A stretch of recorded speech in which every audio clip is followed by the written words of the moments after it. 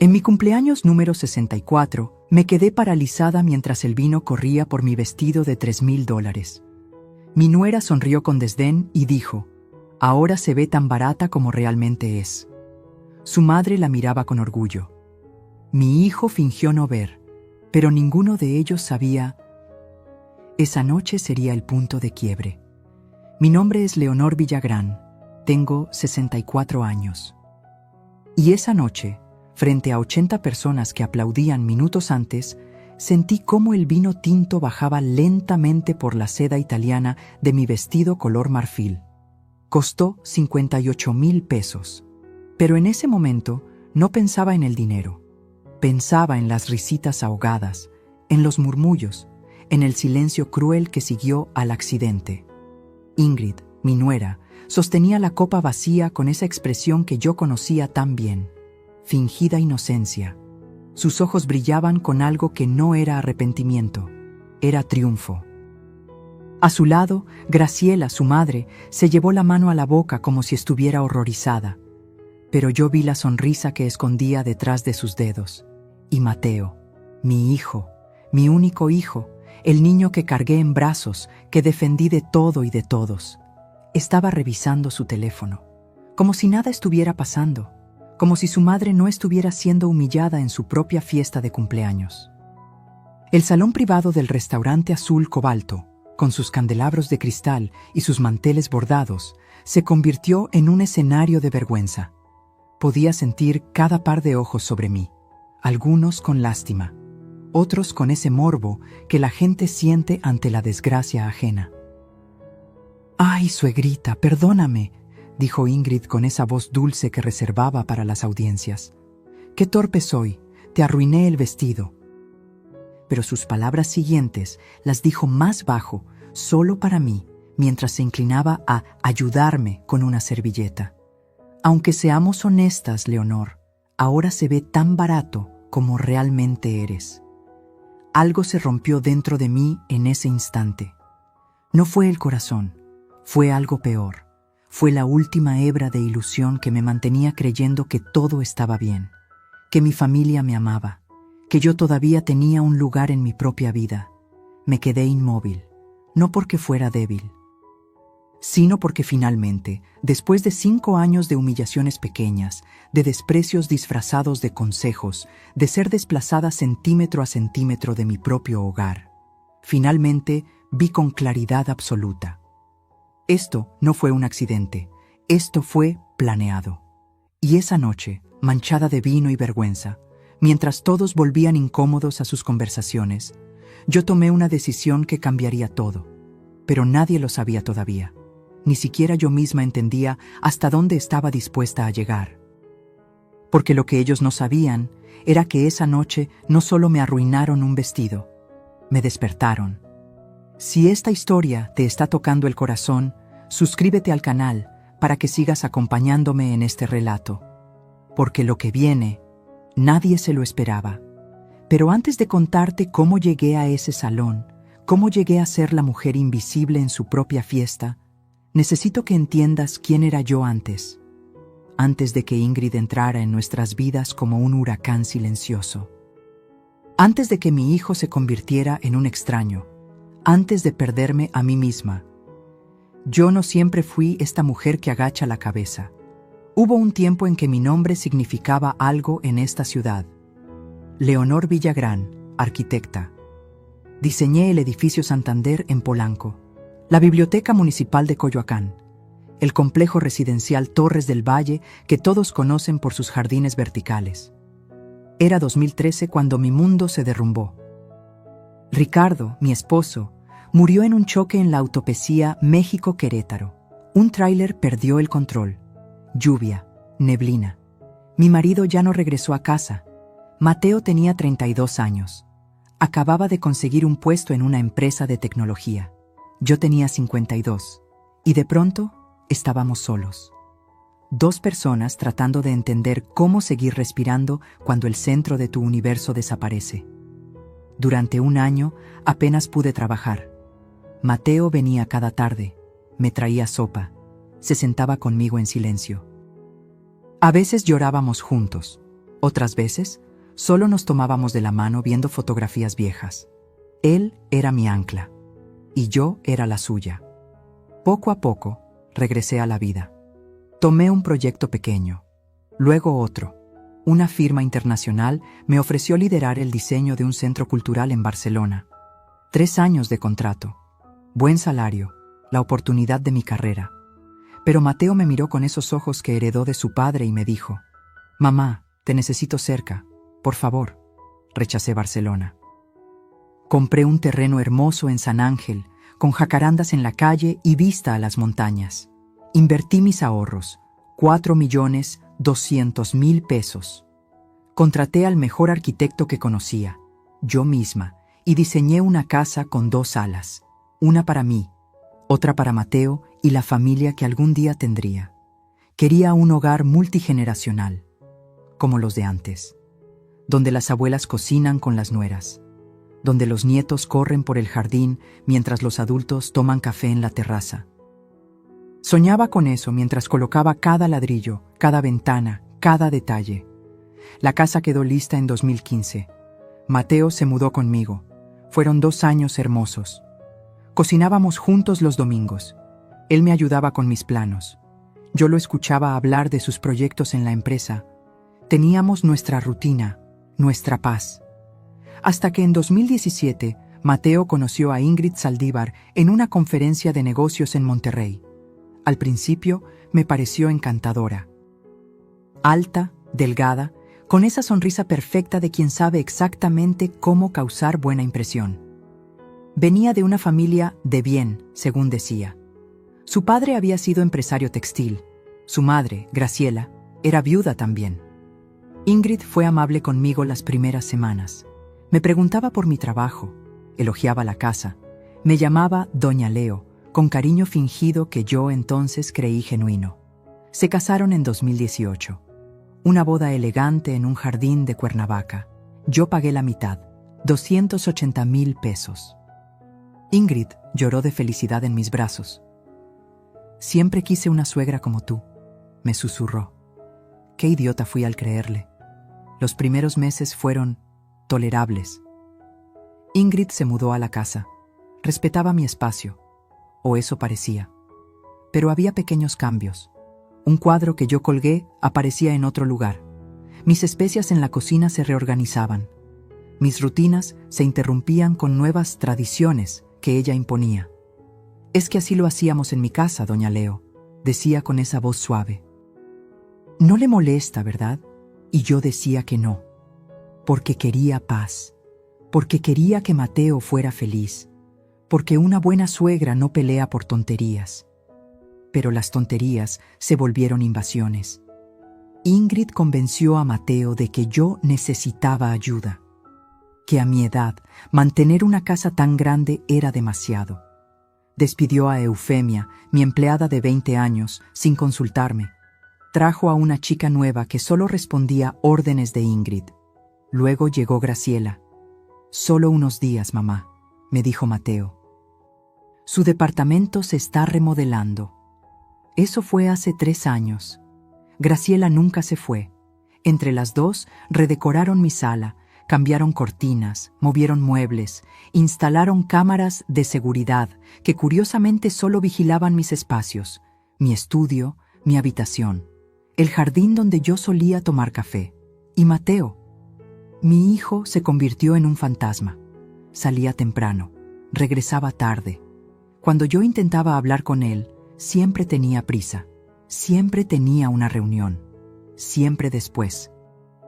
«Mamá, no empieces», me decía cuando yo mencionaba algo. «Ingrid solo quiere ayudar. ¿Por qué siempre buscas problemas?». Así fue como me volví invisible, no de golpe, sino poquito a poquito, como esas fotos viejas que se desvanecen con el sol, hasta que un día te miras al espejo y ya no reconoces a la mujer que te devuelve la mirada. Pero aquella noche del vino derramado, algo cambió, porque cuando tocas fondo, solo quedan 2 opciones: quedarte ahí o empezar a cavar tu salida. Y yo ya había decidido cuál elegiría. Déjenme contarles cómo perdí mi propia casa sin darme cuenta. porque eso es lo más peligroso de la manipulación. No llega gritando, llega con sonrisas, con consejos, con preocupación fingida que te desarma. 3 meses después de la boda, Ingrid sugirió cambiar los muebles de la sala. «Es que se ven tan viejitos, doña Leo. Usted merece algo más moderno». Mateo estuvo de acuerdo. Yo cedí. Después de todo, eran detalles sin importancia, o eso pensaba. Luego fue la cocina. Ingrid no soportaba mis ollas de barro, mis cazuelas heredadas de mi madre. Ocupan mucho espacio y son tan antiguas. Las reemplazó con acero inoxidable, frío, sin historia, sin alma. Cada cambio venía envuelto en lógica razonable, cada invasión disfrazada de mejora. Pero el verdadero golpe llegó cuando despidió a Eufemia. Eufemia había trabajado conmigo desde que Mateo era adolescente. Conocía mis rutinas, sabía que me gustaba el café cargado a las 7. Que los viernes horneaba pan dulce. Era más que empleada, era confidente, amiga. Una tarde llegué del trabajo y Eufemia ya no estaba. Ingrid me esperaba en la cocina con una sonrisa. Le di su liquidación, suegrita. Era mucho trabajo para una señora de su edad. Contraté a Yolanda. Es más joven, más eficiente. ¿Sin consultarme? Apenas podía procesar lo que escuchaba. Es que usted siempre está tan ocupada. No quería molestarla con estas cosas domésticas. Mateo estuvo de acuerdo. Ahí estaba otra vez. Mateo estuvo de acuerdo, como si esa frase fuera un escudo que justificaba cualquier cosa. Llamé a Eufemia esa noche. Lloró al teléfono. Me dijo que Ingrid le había dado apenas lo mínimo de ley, que le prohibió despedirse de mí. Quise arreglarlo, pagarle más, traerla de vuelta. Pero Eufemia ya había aceptado otro trabajo. El daño estaba hecho. Yolanda, la nueva empleada, no me miraba a los ojos. Solo seguía instrucciones de Ingrid.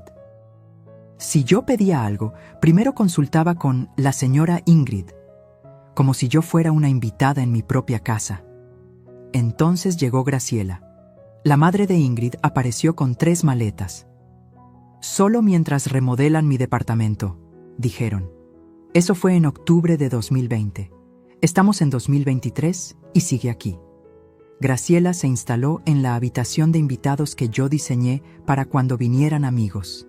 La decoró a su gusto. Puso sus santos, sus veladoras, su olor a perfume barato que impregnaba todo el pasillo. Entre las dos, madre e hija, establecieron nuevas reglas. Ya no podía usar la sala después de las 9 de la noche porque Graciela veía sus telenovelas. Mi música les parecía demasiado ruidosa. Mis amigas ya no eran bienvenidas porque alteraban la paz del hogar. Un día regresé de una reunión con un cliente y encontré mi estudio reorganizado. Mis planos, mis bocetos de 30 años de carrera, estaban en cajas. Ingrid había convertido la mitad del espacio en un cuarto de yoga. «Es que casi nunca lo usas, suegrita, y yo necesito un lugar para meditar». Sentí que me arrancaban un pedazo de alma. Ese estudio era mi refugio, el lugar donde Ricardo y yo pasábamos noches diseñando juntos, donde cada pared guardaba recuerdos. «Mateo», le dije esa noche, «esto no está bien, es mi espacio de trabajo». Él ni siquiera levantó la vista de su laptop. «Mamá, tienes toda la casa. ¿No puedes compartir un cuarto?» Ingrid solo busca estar saludable. Apóyala. Apóyala. Como si yo fuera el problema. Como si pedir respeto en mi propia casa fuera ser egoísta. Las cámaras de seguridad fueron la última gota antes del cumpleaños. Ingrid las instaló por protección, dijo. Había habido robos en el vecindario. Sonaba lógico. Pero las cámaras solo apuntaban a mis zonas, mi entrada, mi jardín, el pasillo hacia mi habitación. Ninguna en las áreas de Ingrid o Graciela. Cuando pregunté por qué, Ingrid sonrió. «Es que usted es mayor, doña Leo. Si le pasa algo, necesitamos saberlo. Es por su bien, por mi bien. Todo era por mi bien, mientras ellas controlaban cada centímetro de mi vida». Dejé de invitar amigas porque Ingrid siempre encontraba forma de incomodarlas. Dejé de cocinar porque Yolanda ya se encarga. Dejé de poner música porque molestaba. Dejé de existir en mi propio hogar. Y Mateo, mi hijo, se había convertido en un extraño que solo aparecía para comer, dormir y defender cada decisión de su esposa. Trabajaba hasta tarde. Los fines de semana tenía compromisos. Las pocas veces que intenté hablar a solas con él, Ingrid siempre interrumpía. Mi amor, te necesito aquí. Ya sabes cómo se pone tu mamá cuando se siente sola. Como si yo fuera una carga, un estorbo, una anciana problemática que necesitaba supervisión. Había días en que caminaba por mi propia casa y me sentía como un fantasma, invisible, silenciosa, sin voz ni voto, hasta aquella noche del cumpleaños. Cuando el vino corrió por mi vestido y las palabras de Ingrid me atravesaron como cuchillos. Cuando finalmente entendí que esto no era descuido, era plan, un plan para borrarme, para quedarse con todo, para eliminarme sin que nadie notara que yo alguna vez había estado viva. Pero ellas cometieron un error. Me subestimaron. Creyeron que porque me callaba, estaba vencida. Creyeron que porque sonreía, era tonta. Y esa noche, manchada de vino y rabia contenida, desperté. Porque una mujer que construyó edificios con sus propias manos no se derrumba tan fácil. Solo necesita recordar quién era antes de que le dijeran quién debía ser. Esa noche, después del incidente del vino, no regresé de inmediato al salón. No podía.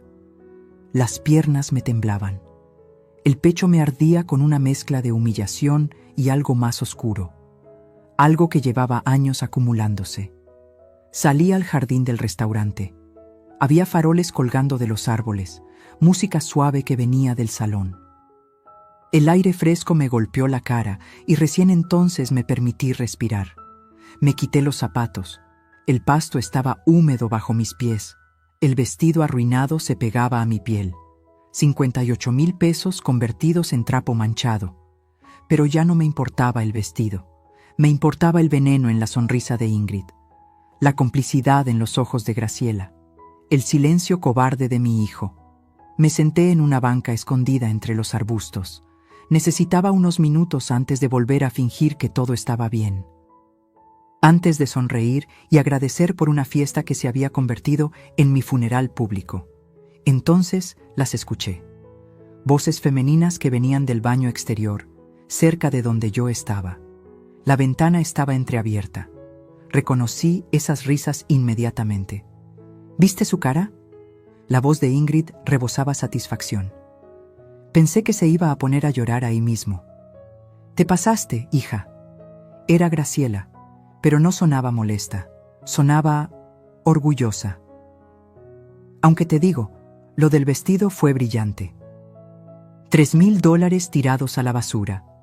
Necesitaba que se viera exactamente como es, una vieja ridícula jugando a ser importante. Mi corazón se detuvo. No fue accidente, lo sabía, pero escucharlo confirmado era otra cosa. ¿Y Mateo?, preguntó Graciela. Mateo hace lo que yo digo. Ya lo tienes que saber, mamá. Ingrid se rió. Le digo que su madre está delicada, que necesita protección, y él firma lo que sea. ¿Ya está todo listo para el fideicomiso? Fideicomiso. Esa palabra me atravesó como una bala. Casi, respondió Ingrid. El abogado de Mateo ya preparó los documentos. Solo falta que la vieja firme. Le diremos que es para proteger su patrimonio en caso de que pierda facultades mentales, que es normal a su edad. ¿Y va a firmar? Claro que va a firmar. Después de esta noche, después de ver que ya nadie la respeta, va a estar tan destruida que firmará cualquier cosa con tal de recuperar un poco de cariño de su hijo. El aire se me atoró en la garganta. ¿Y después?, insistió Graciela. Después, mamá, esa casa vale más de 4 millones de pesos. Una vez que esté en fideicomiso y nosotros tengamos el control como administradores, podemos vender nuestra parte. Mateo heredará la otra mitad cuando ella muera, pero para entonces ya estaremos instaladas en Mérida. Ese departamento frente al mar que vimos, ¿te imaginas? Ingenioso, hija, aunque a veces pienso, ¿no es mucho? La pobre mujer ya está acabada. La pobre mujer, Ingrid repitió con burla, nos ha estorbado suficiente, su tiempo pasó, ahora nos toca a nosotras vivir bien. Se rieron, las dos, como si acabaran de contar un chiste, como si yo fuera un obstáculo menor en su camino hacia una vida cómoda. Yo seguía paralizada en esa banca, el vestido húmedo, los pies descalzos en el pasto, pero algo dentro de mí se encendió. No era dolor, era claridad absoluta. Todo cobró sentido, las cámaras que vigilaban mis movimientos, la prisa de Ingrid por aislarme de mis amigas, las constantes insinuaciones sobre mi edad, mi memoria, mis olvidos. Estaban construyendo un caso, preparando el terreno para declararme incapaz. El fideicomiso era la trampa final, y yo había estado a punto de caer. Escuché cómo se arreglaban frente al espejo, riéndose aún. Luego sus pasos alejándose de regreso al salón. Me quedé ahí. No sé cuánto tiempo, 5 minutos, tal vez 20, viendo las luces del restaurante, escuchando la música, sintiendo cómo algo antiguo despertaba en mi pecho. Rabia. Pero no cualquier rabia. Era la rabia fría de una mujer que ha sido arquitecta, que ha levantado estructuras desde cero, que sabe planear, que entiende que antes de construir hay que tener buenos cimientos. Regresé al salón. Ingrid y Graciela ya estaban en nuestra mesa, hablando con otros invitados. Mateo seguía en su teléfono. Nadie notó mi ausencia. Me acerqué a Ingrid. Le toqué el hombro suavemente. «Ingrid, hija», dije con la voz más dulce que pude fingir. «No te preocupes por el vestido. Fue un accidente. Estas cosas pasan». Ella me miró sorprendida. Esperaba gritos, esperaba drama. Le di su misión, o eso creyó. «Ay, suegrita, qué linda es usted. De verdad lo siento tanto». «Lo sé, mija, lo sé». Sonreí. «Vamos a olvidarlo. Es mi cumpleaños. Quiero que todos seamos felices». Graciela me miró con esa expresión de triunfo mal disimulado. Mateo finalmente levantó la vista y asintió aliviado, como si yo acabara de resolver un problema que él no quería enfrentar. El resto de la noche pasó entre felicitaciones vacías y abrazos hipócritas. Corté el pastel, soplé las velitas, agradecí a todos por venir, actué como la abuelita dulce que ellas creían haber domesticado, pero dentro de mí, detrás de esa sonrisa, ya estaba trazando planos, calculando, midiendo, porque eso es lo que hacen las arquitectas, construyen. Pero también saben exactamente dónde golpear para que todo se derrumbe, y ellas acababan de entregarme el mapa completo de su plan. Grave error, porque ahora yo también tenía un plan, y a diferencia del suyo, el mío no dependía de manipular a nadie, dependía de la verdad. Y la verdad, cuando se revela en el momento correcto, puede destruir imperios construidos sobre mentiras. Esa noche, manejando de regreso a casa en silencio, mientras Mateo, Ingrid y Graciela reían en el asiento trasero, tomé una decisión. No iba a firmar ningún papel, no iba a seguir siendo invisible, iba a pelear, pero no como ellas esperaban, no con gritos ni escenas. Iba a pelear como una mujer inteligente que sabe que la mejor venganza no es el ruido. Es el silencio calculado antes del golpe final. Los siguientes 3 días fueron los más difíciles de mi vida, porque tuve que fingir. Tuve que sonreír. Tuve que actuar como si no supiera nada mientras mi mundo se desmoronaba por dentro. Cada vez que veía a Ingrid, escuchaba su voz en ese baño. Una vieja ridícula jugando a ser importante. Cada vez que Graciela me ofrecía café, recordaba, la pobre mujer ya está acabada. Y Mateo, Dios mío, Mateo. Cada vez que lo miraba, me preguntaba en qué momento perdí a mi hijo, en qué momento su amor se convirtió en indiferencia disfrazada de ocupación. El 4.º día no aguanté más. Necesitaba hablar con alguien que me conociera de verdad, alguien que recordara a la Leonor de antes. Llamé a Fermín Ochoa. Don Fermín había sido mi socio en 3 proyectos grandes durante los años 90. Era arquitecto también, especializado en restauración de edificios históricos.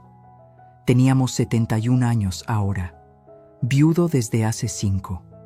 Nos habíamos distanciado un poco después de que Ricardo murió, no por pleitos, sino porque la vida simplemente nos llevó por caminos distintos. Pero sabía que podía confiar en él.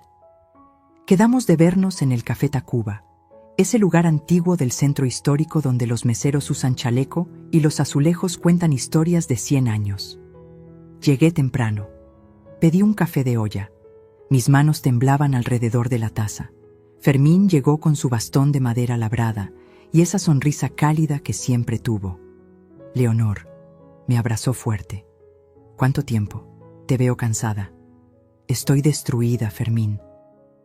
Y ahí, en ese café lleno de turistas y oficinistas, le conté todo. El vino derramado, la conversación que escuché, el fideicomiso, la invasión de mi casa, cómo había perdido todo sin darme cuenta. Fermín me escuchó en silencio, no me interrumpió, no me juzgó. Cuando terminé, se quedó mirando su taza largo rato. Leonor, lo que te voy a decir no te va a gustar. Mi estómago se contrajo. Pero necesitas saberlo. Respiró hondo. Investigué un poco a tu nuera cuando me contaste hace años que Mateo se iba a casar. Tenía una corazonada. Debí decirte entonces, pero no quise meterme en tu vida familiar. ¿Qué descubriste? Ingrid Saldívar estuvo casada antes, en Guadalajara, con un empresario de 62 años. Duró 2 años casada con él. Cuando se divorciaron, hubo una demanda. Él la acusó de coerción financiera, de manipularlo para transferir propiedades a su nombre. El caso nunca llegó a juicio. Firmaron un acuerdo confidencial. Él le pagó 800,000 pesos para que se fuera y nunca hablara del tema. Sentí náuseas. Fermín, ¿por qué no me dijiste? Porque no tenía pruebas sólidas, porque podía ser una coincidencia, porque tu hijo parecía feliz y yo no quise ser el viejo entrometido. Me tomó la mano. Pero ahora, con lo que me cuentas, veo el patrón. Esta mujer es cazafortunas profesional, y tú eres su objetivo más grande hasta ahora. Las lágrimas brotaron sin permiso. Todo este tiempo pensé que era mi culpa, que yo era difícil, que no sabía cómo ser buena suegra, pero no, yo era la presa.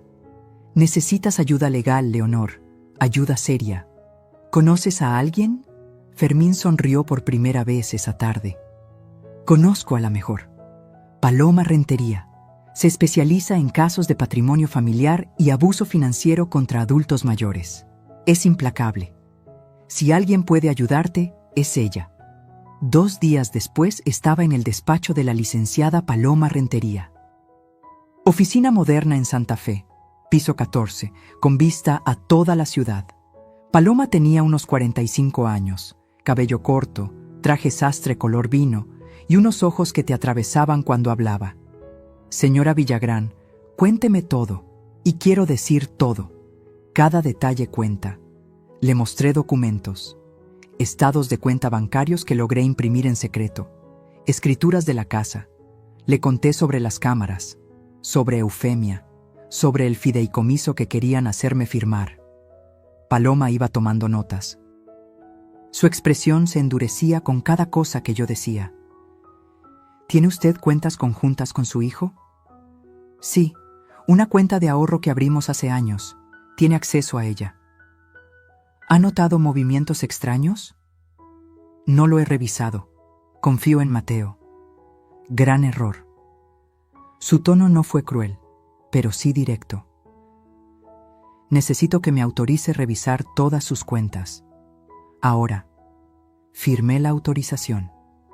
Paloma hizo unas llamadas. En menos de 1 hora tenía los movimientos de los últimos 3 años desplegados en su computadora. Y ahí estaba. El horror en números.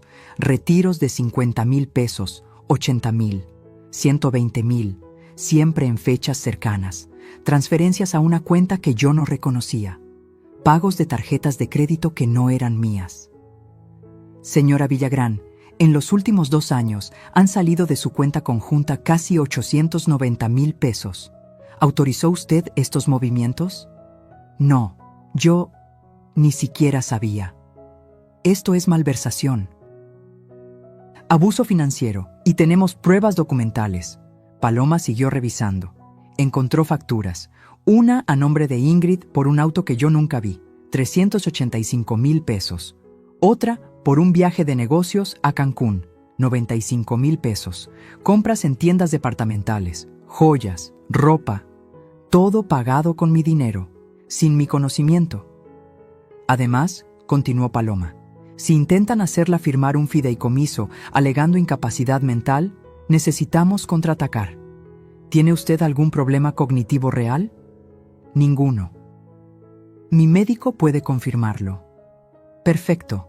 Necesito que vaya con un neuropsicólogo, que le hagan pruebas completas.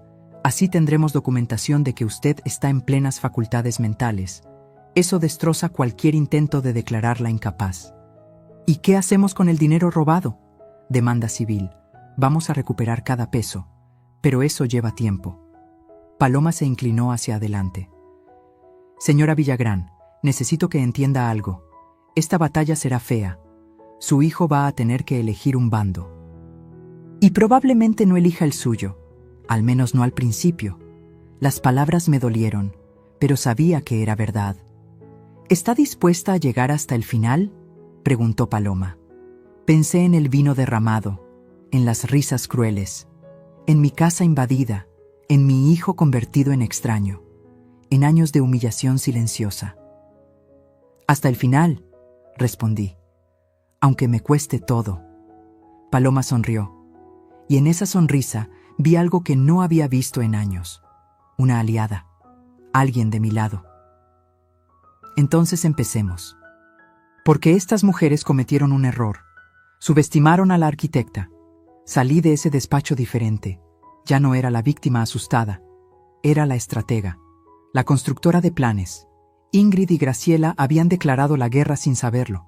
Y yo acababa de reclutar a mi ejército. Ahora solo faltaba esperar el momento perfecto para contraatacar. Porque en la arquitectura hay una regla de oro. Nunca construyes sobre terreno inestable. Primero tienes que remover la tierra podrida. Y eso, exactamente eso, era lo que yo estaba a punto de hacer. Regresé a casa esa tarde como una actriz preparándose para el papel de su vida. Paloma me había dado instrucciones claras. No cambie su comportamiento. Actúe normal, sumisa incluso. Mientras más confiadas estén, más errores cometerán. Así que eso hice. Llegué con bolsas del supermercado, saludé a Graciela que veía su telenovela. Le ofrecí galletas. Ella apenas me miró. ¡Ay, doña Leo! ¡Qué considerada! Aunque ya sabe que no debo comer harinas. Mi azúcar, ¿se acuerda? Sonreí. Disculpa, Graciela. Se me olvidó. Ingrid llegó 1 hora después de su clase de pilates. Traía pants de marca y esa sonrisa de quien acaba de gastar dinero que no ganó. Suegrita, ¿podemos hablar? Tengo algo importante. Mi corazón se aceleró, pero mantuve la calma. Claro, mija, dime. Nos sentamos en la sala, mi sala, que ahora tenía muebles que yo no elegí y cojines que yo no compré. Es sobre su futuro, doña Leo. Mateo y yo hemos estado pensando. Hizo una pausa dramática. A su edad, manejar finanzas puede ser estresante. ¿Qué tal si ponemos la casa en un fideicomiso? Así usted no tiene que preocuparse por nada. Nosotros nos encargamos de todo. Ahí estaba. La trampa servida en bandeja de plata. ¿Un fideicomiso? Fingí confusión. No entiendo muy bien esas cosas legales. Exacto, por eso es perfecto. Ingrid se inclinó, tomando mi mano con esa falsedad que ya conocía tan bien. Es para protegerla. Imagínese que alguien intenta estafarla. O que usted, sin querer, firma algo que no debe. Con el fideicomiso, nosotros vigilamos que nadie se aproveche de usted. Quería arrancarle la mano. Quería gritarle que ya sabía todo. Pero Paloma tenía razón. Necesitaba más pruebas, más errores de su parte. Suena complicado. ¿Mateo está de acuerdo? Fue idea de él, suegrita. Está muy preocupado por usted. Mentira. Todo era mentira. Pero asentí como la viejita ingenua que ella creía que era. Déjame pensarlo, mija. Es una decisión grande. Vi el destello de frustración en sus ojos, pero lo disimuló rápido. Claro, claro. Tómese su tiempo, aunque el notario ya preparó todo. Solo falta su firma. Ya tenían todo listo. ¡Qué eficientes! Los siguientes días fueron tortura psicológica. Pero yo también tenía mis armas. Seguí el consejo de Paloma y contraté un técnico de confianza. Instalamos cámaras ocultas en lugares estratégicos. En mi estudio, donde Ingrid seguía entrando sin permiso. En la cocina, en la sala. También coloqué una grabadora diminuta en mi bolso. La llevaba siempre conmigo. Y empecé a documentar todo.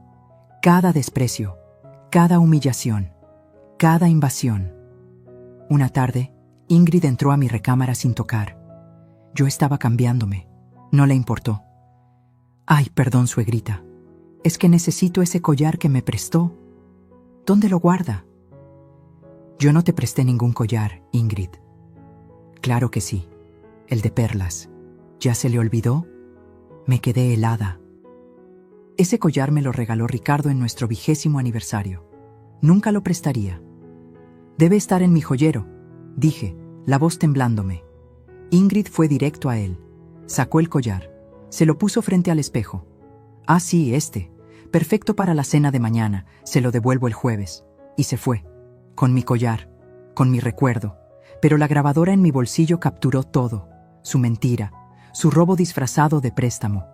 Otra noche, escuché voces en el estudio de Ricardo. Ese espacio sagrado que nadie había tocado desde su muerte. Bajé en silencio. La puerta estaba entreabierta. Ingrid estaba fotografiando documentos con su celular. Papeles del escritorio. Archivos viejos. Buscaba algo. ¿Qué haces? Mi voz salió más firme de lo que pretendía. Se volteó. Sin vergüenza. Sin disculpas. Solo ordenando, suegrita, este cuarto es un desastre. Ya es hora de que lo dejemos ir, ¿no cree? Ricardo ya no está. Aferrarse al pasado no es sano. Cada palabra era una puñalada. Este cuarto se queda como está. Ay, doña Leo. Su tono cambió. Se volvió frío, filoso. Usted ya no decide esas cosas. Este es el hogar de Mateo ahora. Y mío. Es hora de que acepte su lugar. ¿Mi lugar? Sí. Como invitada. Como la abuelita que vive aquí por nuestra generosidad. Se acercó a mí. Porque seamos honestas, Leonor. Usted ya no es dueña de nada. Solo que aún no lo ha entendido. Me miró con tanto desprecio que sentí el aire abandonar mis pulmones. Esta casa ya no es suya. Este espacio ya no es suyo. Su tiempo pasó. Ahora nos toca a nosotros, y mientras más rápido lo acepte, menos doloroso será. Salió del estudio dejándome ahí, temblando de rabia y dolor. Pero lo que Ingrid no sabía era que la cámara oculta en el librero había grabado cada palabra, cada gesto, cada amenaza. Seguí juntando evidencia. Paloma me enseñó a revisar mis cuentas. Descubrimos más cargos. Una laptop de 35,000 pesos. Tratamientos de belleza por 48,000. Muebles para un departamento que yo no conocía, 127,000 pesos. Están preparando su nido, me dijo Paloma. Ya tienen otro lugar. Solo esperan desplumarla completamente antes de irse. También descubrí algo sobre Graciela. Paloma contrató un investigador privado. Resultó que la madre de Ingrid tenía deudas de juego, casinos en línea, apuestas deportivas, debía 320,000 pesos a prestamistas. Por eso vivía en mi casa, no porque su departamento estuviera en remodelación, porque no tenía departamento. Lo había perdido 6 meses antes de mudarse temporalmente conmigo. Todo era mentira. Cada palabra, cada sonrisa, cada suegrita envenenado. Pero yo seguía actuando. Preparé café, limpié aunque Yolanda estuviera ahí. Sonreí en las cenas. Pregunté cómo les fue en el día, y ellas, confiadas, bajaron la guardia. Una noche las escuché en el jardín. Graciela fumaba. Ingrid tomaba vino. Yo estaba en mi habitación, pero la ventana daba justo ahí, y la grabadora estaba encendida. ¿Cuánto crees que tarde en firmar?, preguntó Graciela. Poco, ya la tengo donde quiero. Está asustada, sola. Cada día la veo más pequeña, más vencida. ¿Y si se niega? No se va a negar. Le diremos que si no firma, Mateo va a pensar que no confía en él. Eso la destrozará. Firmará. Y en cuanto tengamos el control, vendemos. Ya tengo 2 compradores interesados. La casa vale fácil 4,5 millones ahorita. Dividimos y nos vamos. ¿Y Mateo? Mateo hace lo que yo digo. Siempre lo ha hecho. Se rió. Es tan fácil manipular a los hombres cuando creen que están tomando las decisiones. Ojalá se caiga por las escaleras y resuelva el problema más rápido.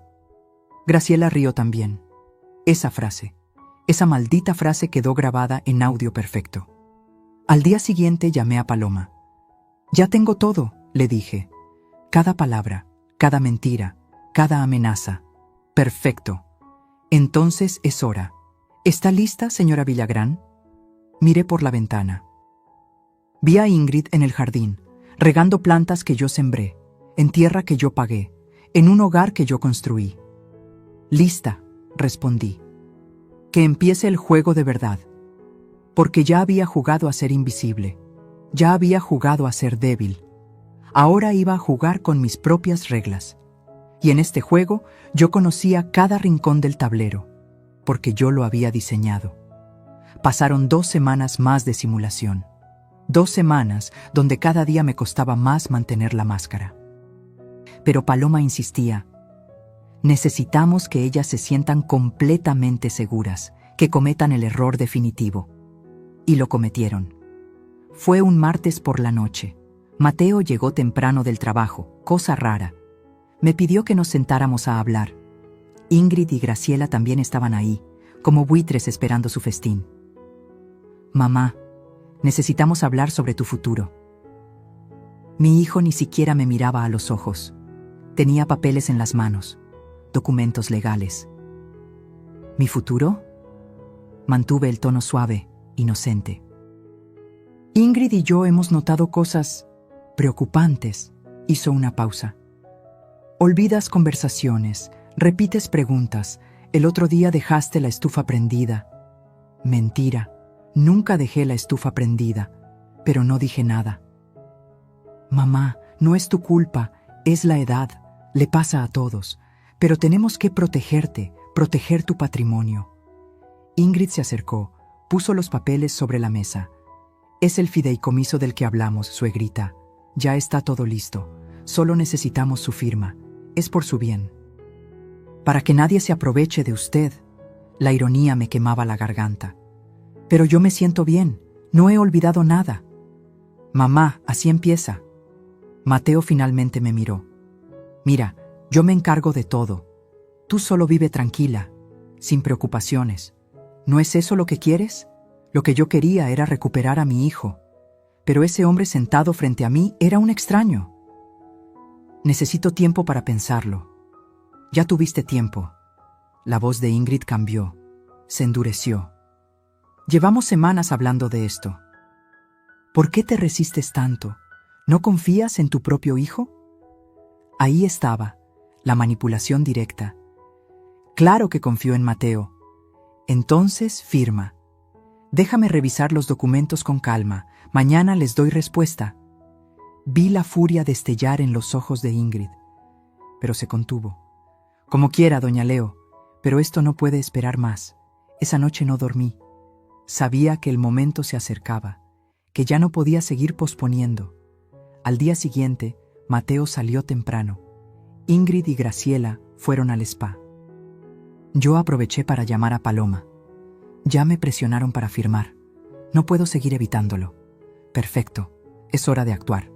¿Puede estar en mi oficina mañana a las 4 de la tarde? ¿Para qué? Para la reunión definitiva.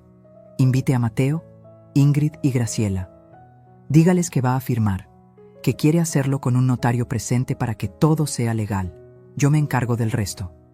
¿Está segura? Señora Villagrán, usted contrató a la mejor. Confíe en mí. Al llegar a casa, les di la noticia. Ingrid casi brinca de felicidad. ¡Ay, suegrita! Sabía que iba a entender. Mañana a las 4 entonces. En el despacho de la licenciada que maneja estos temas. Sí, quiero que Mateo esté ahí. Y ustedes también. Es importante para mí que mi familia esté presente. Por supuesto. Somos una familia, ¿no? Ingrid me abrazó. Olía a perfume caro, comprado con mi dinero. Esa noche me senté sola en el estudio de Ricardo. Toqué sus libros, sus planos viejos. Las fotografías de nosotros jóvenes, soñando edificios. Perdóname, amor, susurré. Perdóname por dejar que esto llegara tan lejos, por ser tan ciega. Pero mañana voy a pelear. Por nosotros, por lo que construimos. La mañana del miércoles fue eterna. Ingrid y Graciela estaban eufóricas, hablaban de viajes, de planes, de la casa en Mérida que ya casi podían tocar. Mateo llegó a las 3. Tenía ojeras, se veía cansado. Parte de mí todavía quería salvarlo. Pero sabía que eso solo dependía de él. Llegamos al despacho de Paloma a las 4 en punto. Oficina moderna, vista panorámica, ambiente formal. Paloma nos recibió con profesionalismo frío. Buenas tardes. Soy la licenciada Paloma Rentería. Señora Villagrán, familia, pasen por favor. Nos sentamos en la sala de juntas. Había otra persona ahí, un hombre mayor con portafolio. Él es el licenciado Hernández, notario público. Está aquí para dar fe de lo que se firme hoy. Ingrid sonrió. Graciela también. Mateo solo asentía, ansioso por terminar con esto. Paloma puso un folder sobre la mesa. Antes de proceder con cualquier firma, necesito aclarar algunos puntos legales. Señora Villagrán, ¿usted solicitó la creación de este fideicomiso? No, me lo propusieron. ¿Se siente usted con facultades mentales completas? Completamente. ¿Ha sido evaluada recientemente? Saqué de mi bolsa los documentos que el neuropsicólogo me entregó 3 días antes. Evaluación completa. Resultado: facultades cognitivas perfectas para mi edad. Paloma los revisó. Se los pasó al notario. Perfecto. Entonces, señora Villagrán, está en plena capacidad de tomar sus propias decisiones. Miró a Mateo. Lo cual hace que ciertos movimientos financieros realizados sin su autorización sean problemáticos. ¿De qué habla? Mateo frunció el ceño. Paloma abrió el folder. Sacó estados de cuenta, facturas, documentos bancarios. Hablo de 890,000 pesos retirados de la cuenta conjunta que comparte con su madre, sin su autorización. Hablo de compras realizadas con tarjetas suplementarias que ella nunca aprobó. Hablo de transferencias a cuentas de terceros. Ingrid palideció. Graciela se puso rígida. Eso fue para gastos de la casa, tartamudeó Ingrid. ¿Un auto de 385,000 pesos es gasto de casa? ¿Un viaje a Cancún de 95,000 pesos? ¿Tratamientos de belleza por 48,000? Paloma puso las facturas sobre la mesa, una por una. Todo documentado, todo rastreable. Mateo autorizó esos gastos, dijo Ingrid, su voz subiendo de tono. Mateo tiene acceso a la cuenta, pero no tiene autoridad legal para gastar sin consentimiento de la titular. Y la titular es la señora Villagrán. Paloma se volteó hacia mí. ¿Autorizó usted estos gastos? No. Ni siquiera sabía de ellos. Mamá, tú me dijiste que usara la cuenta para lo que necesitáramos, dijo Mateo desesperado. Para emergencias, hijo, para la casa, no para autos lujosos y viajes, no para robar. No estoy robando. Paloma levantó la mano. Hay más. Miró a Ingrid. Señora Saldívar, ¿sabía usted que existe un acuerdo confidencial firmado en Guadalajara en 2015, donde su exesposo la acusó de coerción financiera? El silencio fue absoluto. Mateo volteó a ver a Ingrid, confusión en su rostro. ¿De qué habla? Es mentira, susurró Ingrid. Eso es privado. Era privado. Paloma sacó más documentos, hasta que empezó un patrón idéntico aquí: aislar a la víctima, controlar finanzas, preparar documentos de transferencia de propiedad, inventar incapacidad mental. Esto es ridículo. Ingrid se levantó. Siéntese. La voz de Paloma era acero. Porque aún no terminó. Sacó su laptop, la giró hacia nosotros, le dio play a un video. Era la grabación de la cámara oculta. Ingrid en el estudio de Ricardo. Sus palabras exactas: este es el hogar de Mateo ahora, y mío. Usted ya no es dueña de nada. Mateo se quedó congelado viendo la pantalla. Paloma puso otro audio. La conversación del jardín. La voz de Ingrid. Es tan fácil manipular a los hombres cuando creen que están tomando las decisiones. Y luego, la voz de Graciela. Ojalá se caiga por las escaleras y resuelva el problema más rápido. El rostro de Mateo se descompuso. Vi cómo algo se rompía en sus ojos, como si finalmente despertara de un sueño. Esto no puede ser real, murmuró. Es muy real. Paloma cerró la laptop. Y es evidencia suficiente para una demanda por abuso financiero, coerción y amenazas. Ingrid estaba lívida. Graciela lloraba en silencio. Mateo, mi amor, ¿yo puedo explicar? Ingrid intentó tomarlo del brazo. Él se apartó como si ella quemara. ¿Cuánto?, me preguntó, la voz quebrada. ¿Cuánto te robamos? Casi 900,000 pesos. Documentados. Mi hijo se llevó las manos a la cara. Sus hombros temblaban. Dios mío, mamá, yo no sabía. Pensé que estabas mal, que necesitabas ayuda. Eso era lo que ella quería que pensaras, hijo. Paloma continuó, implacable. Señora Villagrán, ¿desea proceder con la demanda? Miré a Ingrid. Ya no tenía esa sonrisa. Ya no tenía ese poder. Era solo una mujer asustada, atrapada en sus propias mentiras. Miré a Graciela, llorando, sabiendo que sus deudas ahora serían públicas. Y miré a Mateo, mi hijo, mi único hijo, destruido. Sí, procedo con la demanda, pero no contra mi hijo, contra ella, señalé a Ingrid, y quiero cada peso devuelto. Paloma asintió. Y hay algo más. Me miró. ¿Qué desea hacer con la casa? Respiré hondo. Esta era la parte más dolorosa. La casa la construí yo, con mi dinero, para mi familia, pero ya no hay familia ahí, solo hay veneno, así que vendo, y que nadie se quede con nada de lo que fue nuestro. Mateo me miró con lágrimas en los ojos. Mamá, por favor, hijo, te amo, siempre te amaré, pero necesito alejarme de este dolor, y tú necesitas decidir quién quieres ser, si el hombre que tu padre hubiera estado orgulloso de conocer, o el títere de una mujer que solo te usó. Me levanté. Las piernas me temblaban, pero la voz salió firme. No voy a firmar ningún fideicomiso. Voy a recuperar mi dignidad. Y ustedes van a aprender que las mujeres de mi edad no somos presas fáciles. Somos sobrevivientes. Y cuando nos levantan, nos levantamos con todo. Salí de esa oficina con Paloma a mi lado. Dejé atrás a Ingrid gritando, a Graciela sollozando, a Mateo destrozado, y por primera vez en 5 años sentí que podía respirar. Los siguientes días fueron un caos controlado. Paloma actuó con la precisión de un cirujano. Bloqueó todas las cuentas conjuntas. Revocó los poderes notariales que me habían hecho firmar meses atrás bajo el pretexto de agilizar trámites. Presentó la demanda civil por malversación de fondos y coerción patrimonial. Todo pasó tan rápido que Ingrid no tuvo tiempo de reaccionar. Yo regresé a la casa esa noche. Mateo no estaba. Ingrid y Graciela tampoco. La casa vacía se sentía extraña, como un museo de una vida que ya no existía. Me senté en la cocina, preparé café, el mismo café que Eufemia hacía antes, y lloré.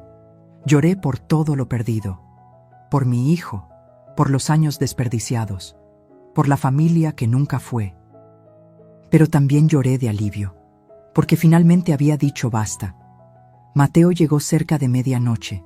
Se veía destrozado, ojos rojos, ropa arrugada. Se sentó frente a mí sin decir palabra. El silencio duró minutos eternos. «Lo siento», dijo finalmente, la voz apenas un susurro. «Mamá, lo siento tanto». «Lo sé, hijo. Yo pensé que estaba haciendo lo correcto. Ingrid me decía que estabas olvidando cosas, que te confundías.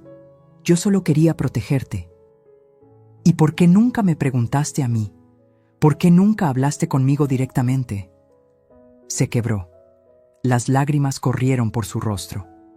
Porque era más fácil creerle a ella que enfrentar que mi mamá estaba envejeciendo. Porque tenía miedo de perderte como perdí a papá. Y ella usó ese miedo. Lo retorció. «Mateo, yo no estoy senil, estoy perfectamente bien, pero tú elegiste no verlo». «Ya lo sé. Dios, ya lo sé». Se cubrió el rostro. Vi los videos, escuché los audios. Cada palabra que dijo sobre ti, sobre mí, cómo se reía de lo fácil que era manipularme. ¿Dónde está ella? Se fue, ella y Graciela. Empacaron y se largaron. Antes de irse me dijo, su voz se quebró otra vez. Me dijo que era un mediocre, que tú tenías razón sobre mí, que era un idiota útil. Me dolió verlo así, pero también sabía que ese dolor era necesario. Era el precio de despertar. «¿Y ahora qué vas a hacer?» «No lo sé». Me miró. «¿Me perdonarás algún día?» La pregunta pesaba toneladas. «Mateo, te amo, eres mi hijo y siempre lo serás. Pero perdonar no significa olvidar, y definitivamente no significa que las cosas vuelvan a ser como antes. Lo entiendo. Necesito espacio, necesito sanar, y tú necesitas trabajar en ti mismo, en entender cómo llegaste hasta aquí. ¿Por qué dejaste que esto pasara? Voy a empezar terapia. Ya hice la cita». Asentí. Era un comienzo. La casa se vende, Mateo. Esa decisión no cambia. Lo sé. Y está bien. Tiene razón. Este lugar ya no es un hogar. Es un campo de batalla. Pasamos el resto de la noche en silencio. A veces llorando. A veces simplemente sentados, uno frente al otro, procesando los escombros de lo que alguna vez fuimos. 3 semanas después, Paloma me llamó a su oficina. «Tengo noticias. Ingrid intentó falsificar su firma en documentos de venta de la propiedad. El notario que contrató se dio cuenta y lo reportó.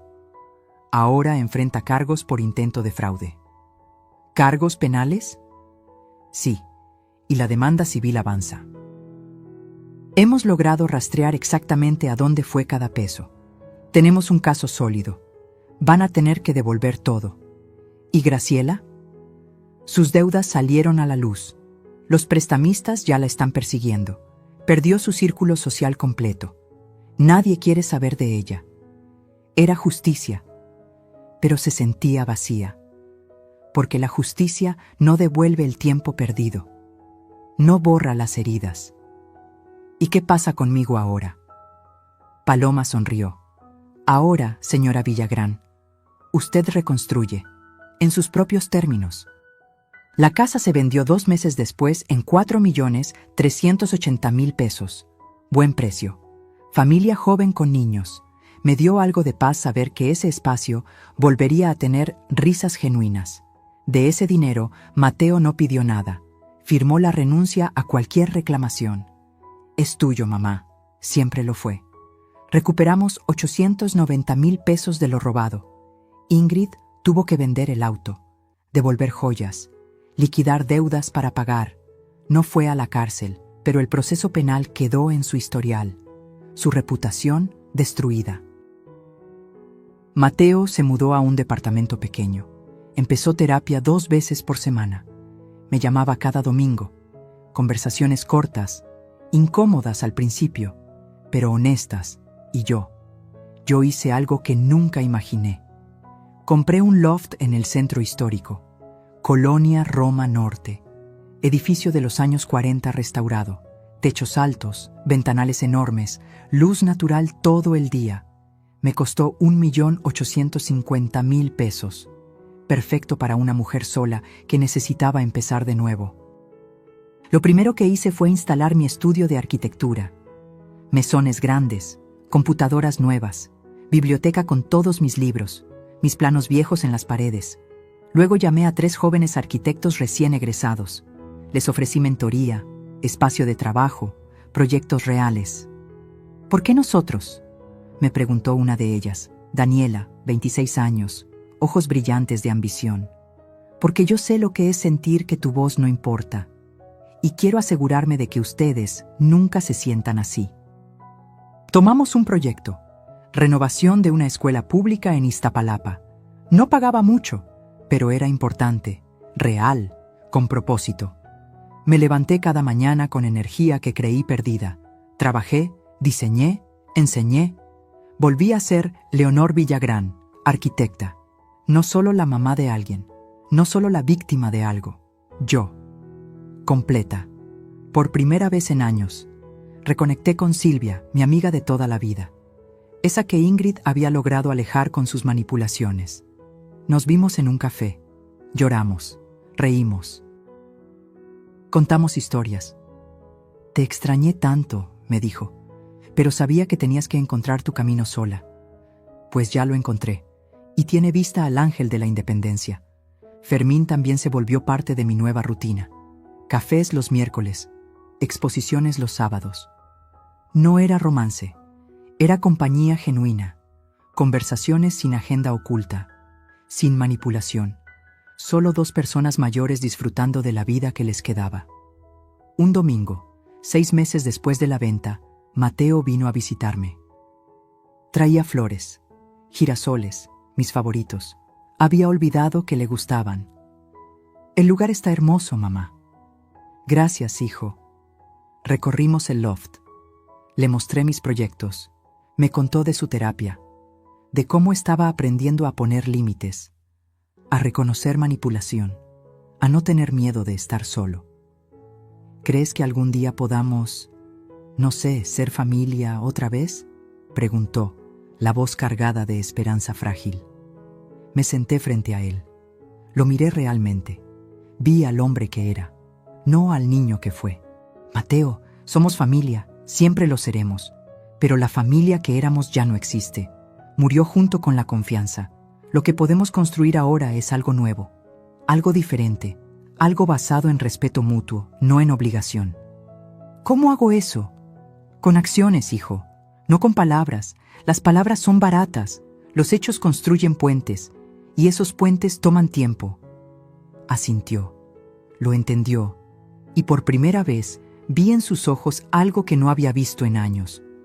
Madurez real. Antes de irse me abrazó. Fuerte, como cuando era niño y tenía pesadillas. Te amo, mamá, y voy a pasarme el resto de mi vida demostrándote que merezco tu perdón. No necesitas mi perdón, hijo, necesitas el tuyo propio. Lo vi salir, caminar por la calle, perderse entre la gente del centro, y respiré, profundo, libre. Esa noche me senté en mi terraza. El sol se ocultaba detrás de los edificios. La ciudad brillaba con luces naranjas. Tenía un café en las manos, música suave en el fondo. Y por primera vez en 5 años me sentí en casa, no en un lugar, sino en mí misma, porque eso era lo que había recuperado. No una propiedad, no dinero. Me había recuperado a mí misma. La Leonor que diseñaba edificios, que soñaba grande, que no pedía permiso para existir. Y esa mujer, esa arquitecta de 64 años que había sobrevivido traición, manipulación y pérdida, estaba lista para construir su mejor obra, el resto de su vida. Pasaron 8 meses desde aquella reunión en el despacho de Paloma. 8 meses donde todo cambió de formas que nunca imaginé. La demanda civil siguió su curso, lento, como todo lo legal en este país, pero Paloma era implacable. Cada audiencia, cada presentación de pruebas, era un golpe más contra el castillo de mentiras que Ingrid había construido. En la tercera audiencia, el juez revisó las grabaciones. Vi cómo su expresión cambiaba al escuchar aquella frase. Ojalá se caiga por las escaleras y resuelva el problema más rápido. Esto no es solo malversación, dijo el juez. Esto es premeditación de daño. Esto roza lo criminal. Ingrid intentó defenderse. Contrató un abogado caro. Argumentó que las grabaciones eran ilegales, que yo la había provocado, que todo era un malentendido entre familia. Pero las pruebas eran abrumadoras. Estados de cuenta, facturas, correos electrónicos donde le daba instrucciones a Mateo sobre cómo convencer a tu madre de que ya no puede manejar sus finanzas. Mensajes de texto con Graciela planeando la venta de la casa. Todo documentado, todo irrefutable. El proceso de divorcio de Mateo fue rápido, sin hijos de por medio, sin bienes compartidos reales. Ingrid pidió pensión alimenticia. El juez se la negó. Usted tiene capacidad de trabajar, señora, y francamente, su conducta en este caso no amerita ningún tipo de compensación. Vi a Ingrid salir de esa sala. Ya no era la mujer elegante de sonrisa calculada. Traía el cabello sin arreglar. Ropa normal, sin marcas, ojeras profundas.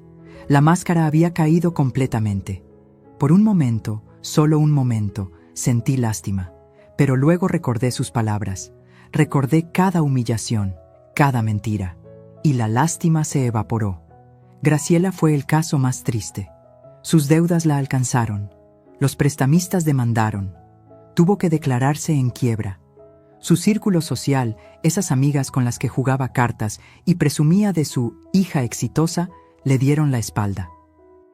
Terminó viviendo en un cuarto de azotea en Naucalpan, sola, sin las comodidades que disfrutó en mi casa durante 3 años. Fermín me contó que la vio una vez en el mercado, cargando bolsas pesadas.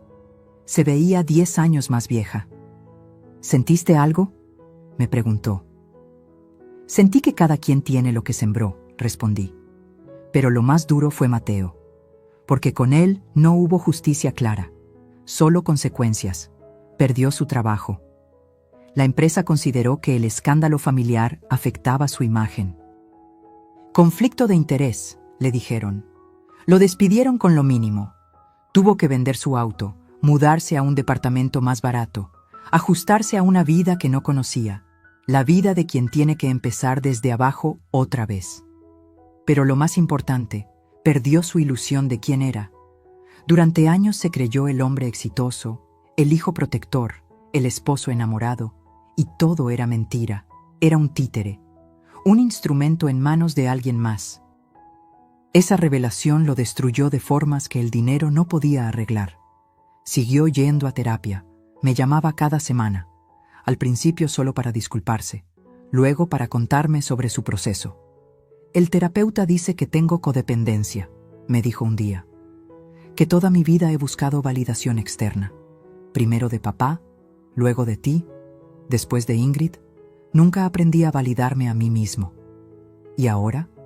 Ahora estoy aprendiendo. Es doloroso, pero necesario. Hubo un día, casi un año después de todo, que Mateo llegó a mi loft sin avisar. Traía una carta escrita a mano. No quiero que la leas frente a mí, dijo, pero necesito que la tengas. Es todo lo que nunca supe decirte. Todo lo que debí haber dicho hace años. La carta tiene 12 páginas. La leí esa noche, sola en mi terraza. Lloré en cada párrafo. Mateo reconocía todo, su cobardía, su ceguera. Cómo eligió la comodidad de creer mentiras antes que la incomodidad de enfrentar verdades. Cómo me falló no solo como hijo, sino como ser humano. Pero también hablaba de cambio, de cómo estaba reconstruyéndose, de los errores que nunca volvería a cometer, de la promesa de ser mejor, no para recuperarme, sino para respetarse a sí mismo. Terminaba con una frase que me rompió. No espero tu perdón, mamá. Solo espero que algún día, cuando pienses en mí, no solo veas al hijo que te traicionó, sino al hombre que aprendió demasiado tarde, pero aprendió al fin. Guardé esa carta en un cajón especial, junto a las fotos de Ricardo. Las cosas que duelen, pero que necesitas conservar. ¿Perdoné a Mateo? Esa pregunta me la hice 1000 veces.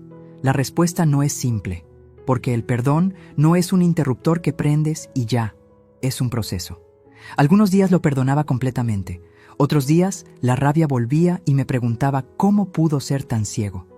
Pero lo que sí hice fue darle espacio para crecer, para cambiar. Para demostrar con hechos, no con palabras, que era diferente. Y lentamente, muy lentamente, algo se reconstruyó entre nosotros. No la relación de antes. Esa murió, pero algo nuevo, más honesto, más frágil, sí, pero también más real.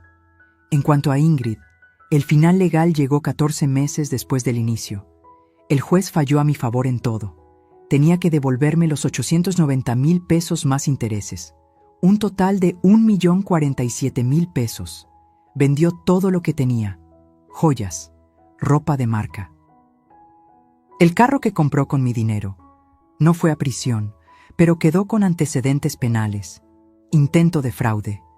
Cualquier futuro empleo, cualquier trámite legal llevaría esa marca. La última vez que supe de ella, estaba trabajando en un call center, viviendo con una prima en Ecatepec. Su Instagram, que antes estaba lleno de fotos en restaurantes caros y viajes, ahora estaba privado. Había caído, fuerte, y aunque parte de mí sabía que debía sentir compasión, no podía. Porque ella no solo me robó dinero, me robó años, paz, dignidad. Así que sí, fue justicia poética. Cada quien terminó exactamente donde sus acciones los llevaron. Graciela sola en su cuarto de azotea. Ingrid, con su reputación destruida y su futuro limitado. Mateo trabajando en sí mismo, enfrentando quién había sido. Y yo reconstruida, con mi estudio funcionando, con 3 jóvenes arquitectos bajo mi mentoría, con proyectos que me emocionaban, con amigas recuperadas. Con Fermín visitándome cada semana para ir a museos y conciertos, con una vida que finalmente era mía. Una tarde, Daniela, mi aprendiz más talentosa, me preguntó mientras revisábamos planos: «Doña Leo, ¿cómo hizo para levantarse después de todo lo que pasó?». La miré, 26 años, toda la vida por delante, y recordé a la Leonor de 26, diseñando su primer edificio, creyendo que el mundo era justo. «No te levantas de golpe», le dije. «Te levantas poquito a poquito. Primero las rodillas, luego las manos, luego la cabeza, y un día te das cuenta de que ya estás de pie, y que las cicatrices no te hicieron más débil, te hicieron más sabia». Sonrió. Siguió trabajando. Y yo también, porque eso es lo que hacemos las sobrevivientes. Seguimos, construimos, creamos. Porque la mejor venganza no es el castigo al otro, es tu propia felicidad recuperada. Y yo, Leonor Villagrán, arquitecta de 65 años, finalmente era feliz. No a pesar de lo que viví, sino por haberlo sobrevivido, por haber elegido pelear, por haber recordado quién era antes de que me dijeran quién debía ser. Esa noche, el vino derramado en mi vestido marcó un final, pero también un comienzo. El comienzo de una mujer que recuperó su voz, su espacio, su vida. Y eso no tiene precio. Han pasado 2 años desde aquella noche del cumpleaños. 2 años que se sienten como otra vida completa. Estoy sentada en la terraza de mi loft. Son las 7 de la mañana. El sol apenas asoma entre los edificios del centro. Tengo mi café cargado, el mismo que me gusta desde siempre. Música suave de fondo. Y frente a mí, planos de nuestro nuevo proyecto. Una biblioteca comunitaria en Iztacalco. No paga mucho, pero va a cambiar la vida de cientos de niños, y eso vale más que cualquier edificio corporativo. Daniela, Roberto y Carmen, mis 3 arquitectos jóvenes, llegan a las 9. Trabajamos hasta las 3. Luego yo me tomo las tardes libres, para vivir, para caminar, para recordarme que la vida no es solo trabajo. Los miércoles veo a Fermín. Ayer fuimos al Museo Soumaya, vimos la exposición de Rodin, discutimos sobre proporciones y belleza. Luego comimos en un restaurante pequeño de la Roma. Él pagó, yo pagué el postre, sin deberle nada a nadie, sin pedir permiso. Los viernes tengo cena con Silvia y otras 3 amigas del colegio, mujeres de mi edad que también han vivido, que también han sobrevivido divorcios, traiciones, pérdidas. Nos reímos, tomamos vino, contamos historias sin filtro, y los domingos. Los domingos son para Mateo. Al principio eran llamadas breves, incómodas, llenas de silencios pesados, pero poco a poco algo creció. No amor ciego de madre, sino respeto mutuo, honestidad cruda. Hace 3 semanas, Mateo consiguió trabajo nuevo, en una empresa más pequeña, sin el prestigio de antes, pero con valores reales. Me llamó emocionado. Mamá, ¿puedo pasar a contarte? Vino esa tarde. Traía pan dulce de la panadería que nos gustaba. Nos sentamos en la terraza. Me contó sobre el puesto. Sobre su jefe, que valora el trabajo honesto. Sobre cómo se siente construyendo algo real. Estoy orgulloso de ti, hijo. Se le llenaron los ojos de lágrimas. ¿De verdad? ¿De verdad? No por el trabajo, sino por el hombre en que te estás convirtiendo. No es perfecto. Todavía hay días donde veo sombras del hijo que me falló. Pero también veo luz, esfuerzo genuino, cambio real. ¿Hemos sanado completamente? No. Y tal vez nunca lo hagamos del todo. Porque hay heridas que dejan cicatrices permanentes, pero hemos aprendido a convivir con esas cicatrices, a respetarlas, a no pretender que no existen. El mes pasado, Mateo me preguntó si podía llevarme a cenar, a un restaurante elegante. Quiero celebrar tu cumpleaños como debió ser hace 2 años, dijo. Acepté, pero puse condiciones. Nada ostentoso, nada que pretenda borrar el pasado, solo una cena, tú y yo, honestos. Fuimos a un lugar pequeño en Coyoacán, comida tradicional, mole, arroz. Tortillas hechas a mano. ¿Eres feliz, mamá?, me preguntó a media cena. La pregunta me tomó por sorpresa, no porque no supiera la respuesta, sino porque hacía años nadie me la hacía. Sí, hijo, soy feliz. ¿A pesar de todo? No a pesar de todo, por todo, porque todo lo que viví me trajo hasta aquí, y aquí es un buen lugar. Sonrió, una sonrisa triste pero genuina. Me alegro, te lo mereces. Esa noche, caminando de regreso a casa, pensé en Ricardo, en cómo habría manejado él todo esto. Probablemente habría visto las señales antes, habría protegido a Mateo de Ingrid, pero también pensé que tal vez esto necesitaba pasar, para que yo recordara quién era, para que Mateo aprendiera quién quería ser. Las lecciones más duras son las que más transforman. Mi estudio va bien.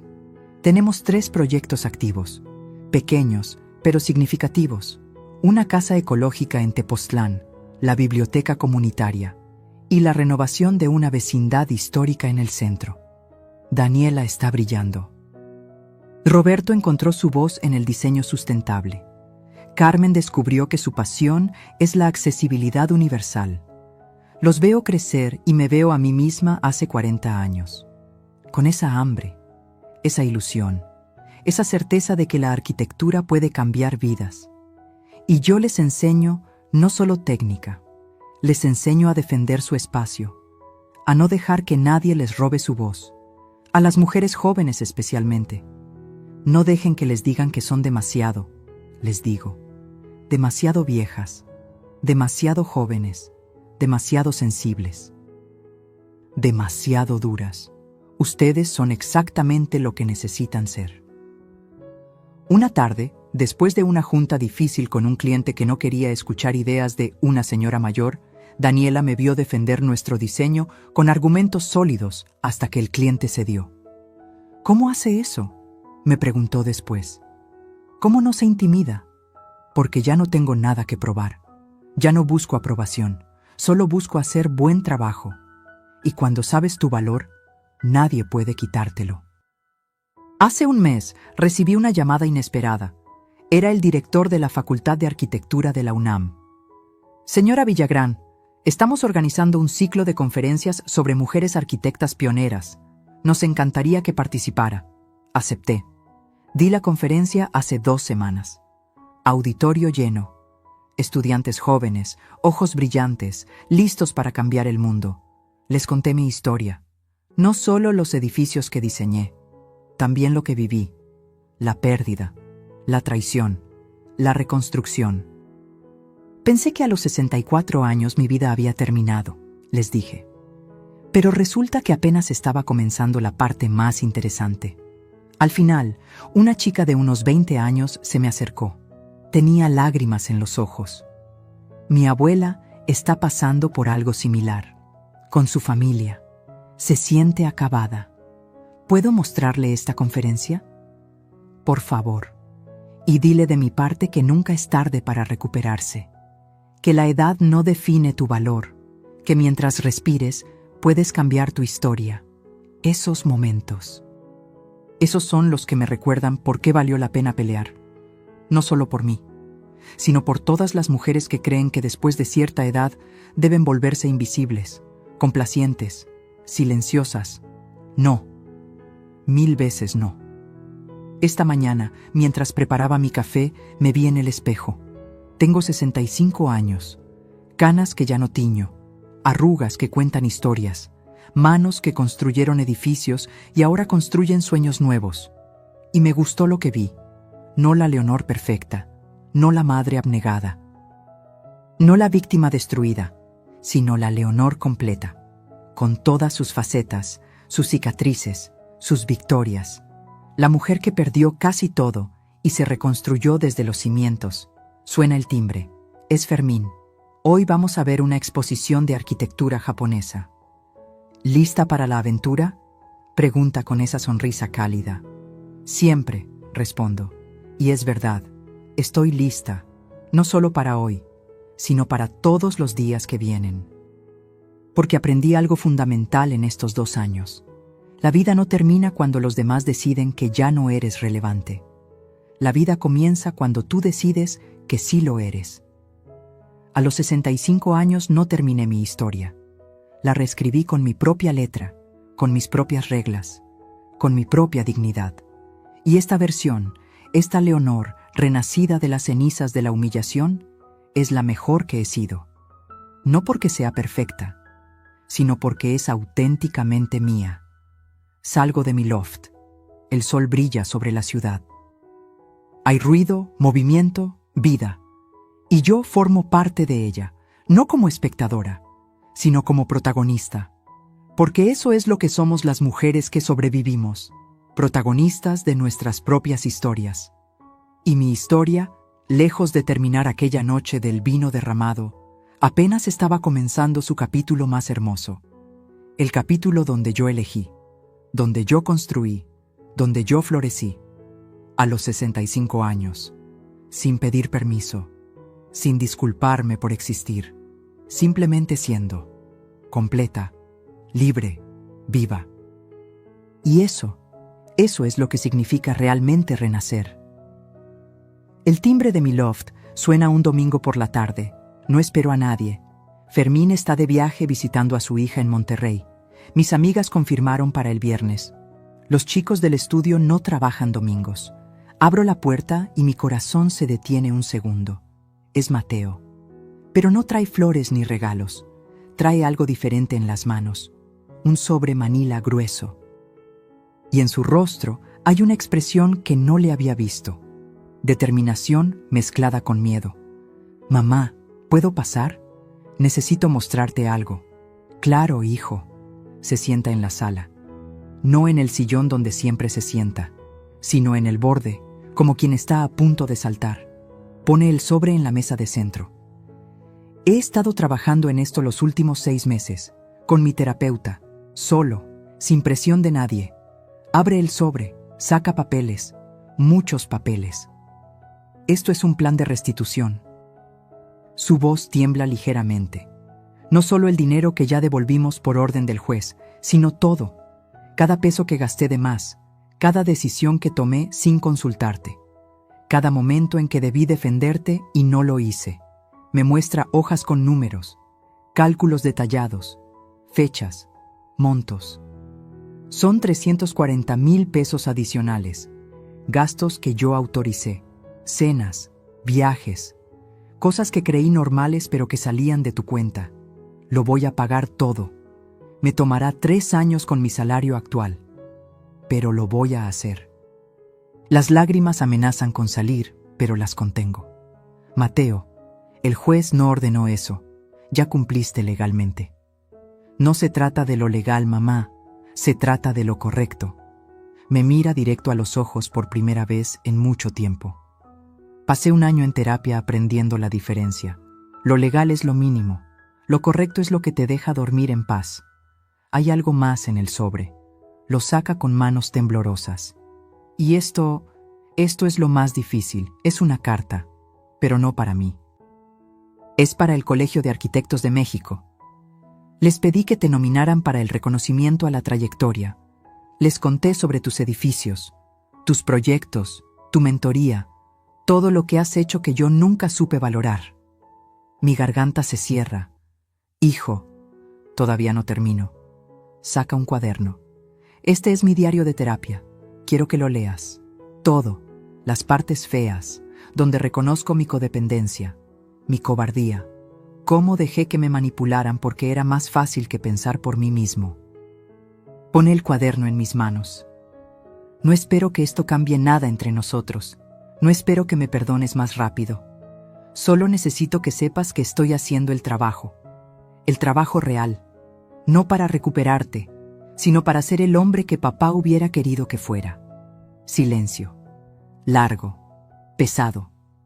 Pero no incómodo. ¿Puedo decir algo ahora? Pregunto suavemente. Asiente, los ojos vidriosos. No necesito que me pagues cada peso, Mateo. No necesito gestos grandes. Lo que necesito es exactamente lo que estás haciendo. Honestidad, trabajo personal, cambio real. Pero quiero hacerlo. Necesito hacerlo. Entonces acepto, pero con una condición. ¿Cuál? Que ese dinero, cuando lo juntes, lo uses para terapia, para seguir trabajando en ti, porque esa es la mejor restitución que puedes hacerme. Un hijo sano, un hijo íntegro, se quiebra, completamente. Pone la cabeza en sus manos y llora. No como adulto contenido, sino como niño que finalmente suelta todo. Me acerco. Pongo mi mano en su hombro. No lo abrazo, todavía no, pero lo acompaño en su llanto, porque eso es lo que somos ahora, no madre salvadora e hijo perdido, sino 2 adultos aprendiendo a relacionarse desde la verdad, desde el respeto, desde el trabajo difícil de reconstruir lo roto. Las palabras son fáciles, Mateo, los hechos son los que construyen puentes. Lo sé. Por eso no te pido nada, solo te muestro lo que estoy haciendo, y seguiré mostrándote, cada mes, cada año. El tiempo que sea necesario. Levanta la cabeza, se limpia las lágrimas. ¿Sigues viniendo a cenar los domingos? Pregunto. Si me lo permites. Te lo permito, pero ahora traes el postre, y me cuentas algo verdadero de tu semana, no lo bonito, lo real. Sonríe. Una sonrisa pequeña pero genuina. Trato hecho.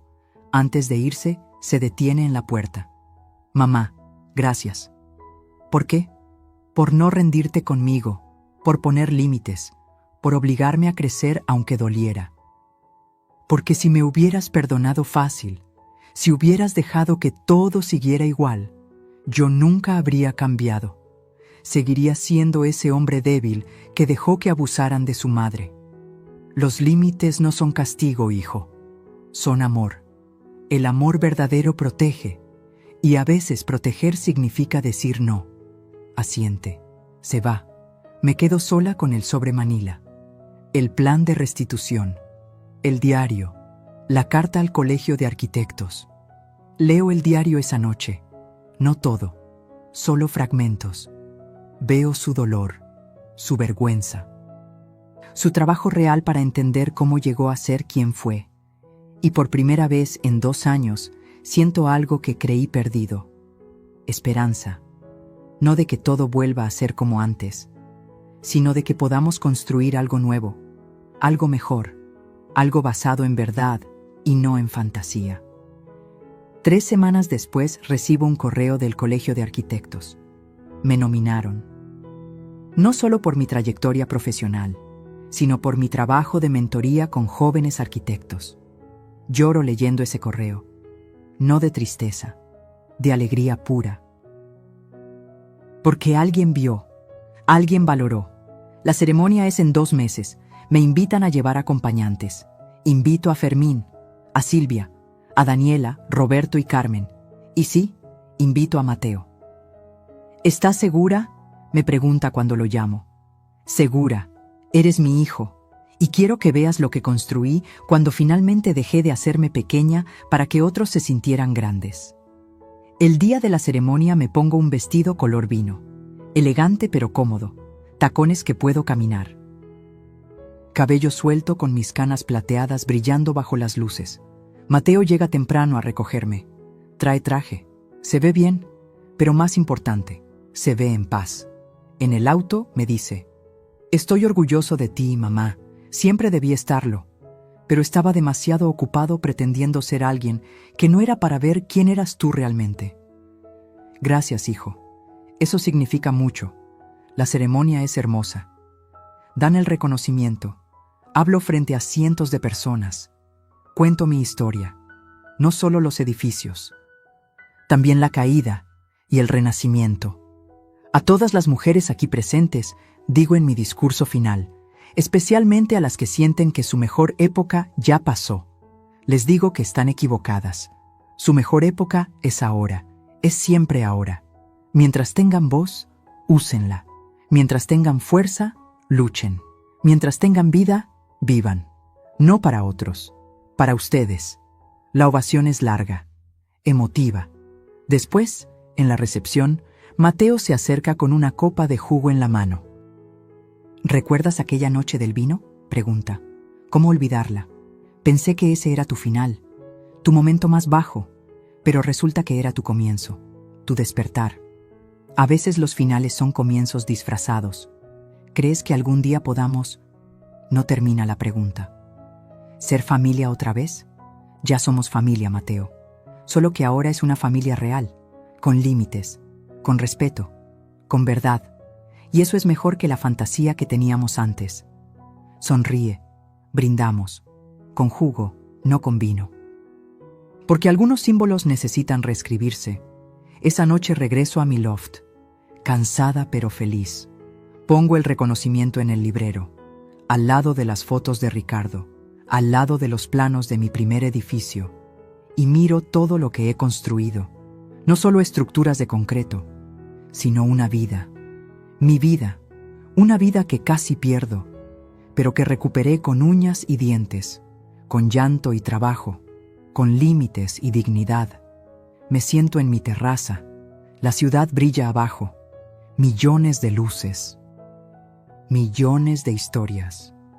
Y la mía, mi historia, es una de resiliencia, de transformación, de una mujer que se negó a ser invisible. Pienso en todas las mujeres que están pasando por lo que yo pasé, sintiendo que no valen, que su tiempo terminó, que deben conformarse con las migajas de respeto que otros les dan. Y quiero gritarles: no, ustedes valen, ustedes importan, ustedes merecen dignidad, y nunca, jamás es tarde para reclamarla, porque yo lo hice. A los 64 años, cuando el mundo me decía que ya era tarde, yo decidí que apenas estaba empezando. Y tenía razón. La vida no termina cuando los demás deciden que ya no eres útil. La vida comienza cuando tú decides que eres invaluable. Cierro los ojos, respiro hondo, sonrío. Porque la verdadera riqueza no está en lo que posees, está en lo que no permites que te quiten. Y yo recuperé lo más valioso, mi dignidad, mi voz, mi vida, y eso nadie me lo volverá a arrebatar. Si esta historia tocó tu corazón, déjame saber en los comentarios de dónde nos estás viendo. Cuéntame si alguna vez tuviste que poner límites difíciles para recuperar tu paz. Dale like si crees que la dignidad no tiene edad y suscríbete para seguir acompañándome en más historias de vida como esta. Porque todas las historias que compartimos aquí tienen algo en común. Nos recuerdan que mientras respiremos, podemos reescribir nuestro final. Fin.